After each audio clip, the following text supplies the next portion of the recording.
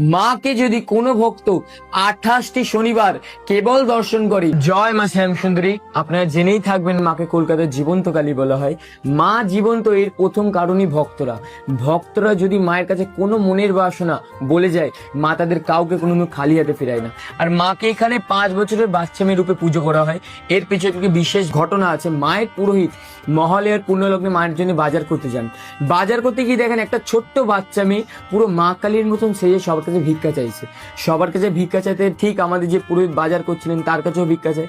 পুরোহিত তখন তাকে ধাক্কা মেরে ফেলে দিয়ে বলে, যা কাজ করে খা। বাচ্চা মেয়েটিও তখন গা ঝাড়ে দিয়ে বলে, আমি যদি কাজই পেতাম তো তোর কাছে ভিক্ষা চাইতে আসতাম। এই বলে বাচ্চা মেয়েটি চলে যায়, পুরোহিতও চলে যায়। মা শ্যামসুন্দরীর প্রতিটি অমাবস্যা অন্ধকারে পুজো হয়। কোনো রকম লাইটের জিনিস জ্বলে না, কেবল ঘিয়ের প্রদীপ জ্বলে। ওদিন মহালয়ার অমাবস্যা অন্ধকারে পুজো হচ্ছে। অন্ধকারে পুজো করতে করতে পুরোহিতের হঠাৎ মন বলে যেন মা নেই, কিন্তু পুরোহিতের আবার মন বলে মা তো কালো, তাই হয়তো অন্ধকারে দেখতে পাচ্ছি না। তাই পুরোহিত ঘিয়ের প্রদীপ নিয়ে মায়ের মুখের সামনে যায়, দেখে সত্যি মা নেই। আর মায়ের নিচে শিব ঠাকুর, উনিও পুরো মৃত মানুষের মতন শুয়ে আছে। এই দেখে পুরোহিত থমকে যায়। থমকে আবার কিছুক্ষণ পরেই পুরোহিতের পেছন থেকে ছুম ছুম করে নুপুরের আওয়াজ হয়, আর ধাপ করে শিবের বুকের উপর একজনের ডান পা পড়ে।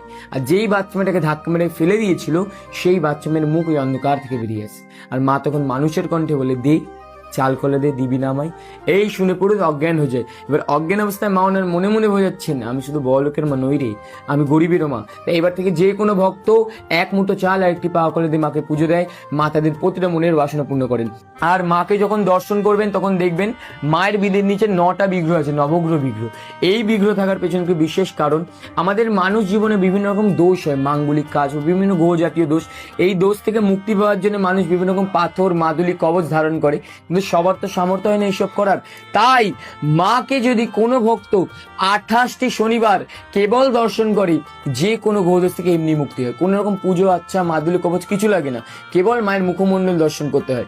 আর আগামী 19শে ডিসেম্বর মায়ের মহাপ্রেত মুক্তি অমাবস্যা। এই দিন যদি কোনো ভক্ত মাকে কালো তিল আর ঘি দিয়ে পুজো দেয়, তো যত রকম ওর প্রেত দোষ থেকে মুক্তি হয়। তাই আগামী 19 তারিখ অবশ্যই মাকে দর্শন করার চেষ্টা করবেন। শ্যামসুন্দরী মায়ের স্থায়ী মন্দিরে আসার জন্য আপনার শিয়ালদা স্টেশন থেকে টাকি বয়স হাই স্কুল, তার অপোজিটে একে পয়েন্ট থেকে সোজা আসলেই মায়ের মন্দির।